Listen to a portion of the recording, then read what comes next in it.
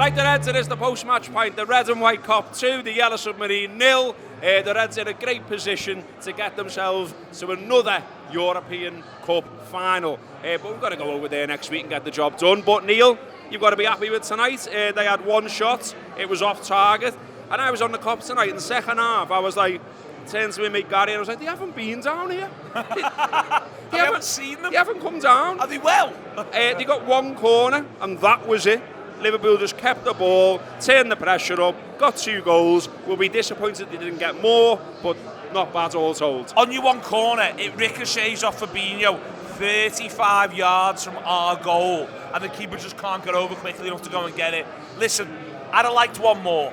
And the reason why I would have liked one more is that I don't think they'll do much different second leg. And the reason why is because first, I don't think they feel as though they can, and that's a conversation.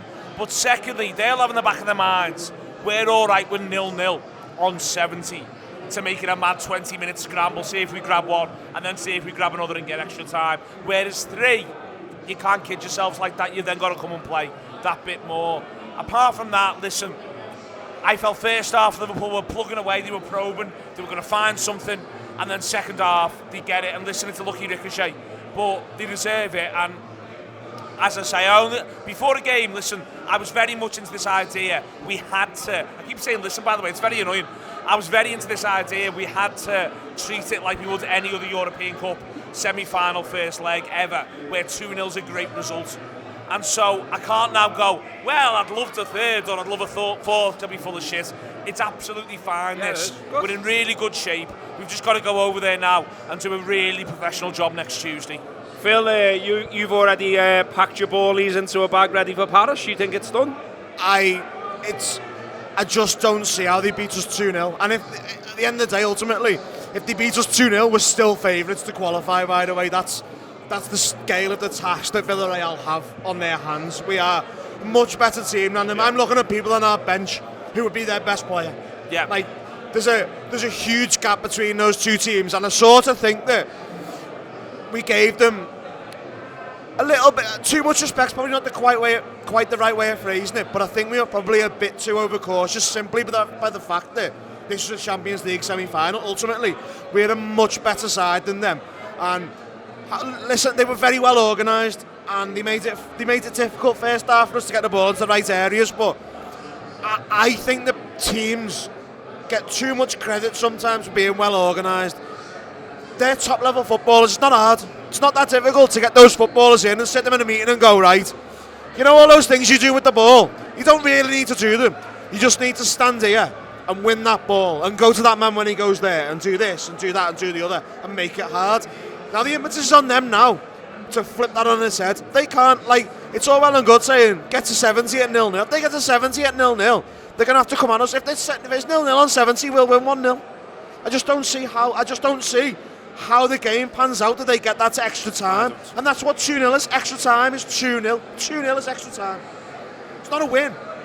It's not a loss. It's I thought with them as well that, like, what I thought was impressive about Liverpool, apart, you know, Mane's goal's great. It's a great ball from Salah. It's a lovely move in general. The other one's a bit of a mad one.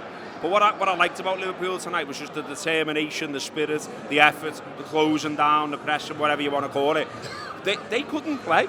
We didn't allow them to play. We were all over them. We were swarming at them. And you're like, you keep worrying and wondering about, are they going to tire because they're playing so many games? But they're finding energy. There's a determination in them. You can tell they've got big cups glinting in their eyes. They recognise this opportunity. They want it. And Villarreal couldn't get out.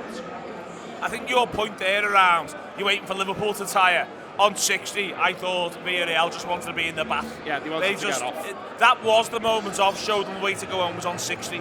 On 60 they were thinking to themselves, how do we get out of this? And that's why, I'll say it again, and it is vaguely hypocritical, I feel as though there was a third there for us. But then the flip side was we've got other stuff to do. So it's not just this, we've also got other stuff to do. So when the third doesn't come, Liverpool are almost like, do you know how much we can play in second gear and just keep you at arm's length? Watch this. You can't even get near our final third. Hello Reds, thanks for watching that taster of the post-match pint. If you want to watch the rest of that video, really easy to watch it right here on YouTube. Just click the join button below. That activates the membership. It gives you access to the Anfield Wrap's premium videos, which includes the post-match pint, but also reviews, previews, exclusive interviews, and it means you can follow us, follow them from here, the heart of Liverpool.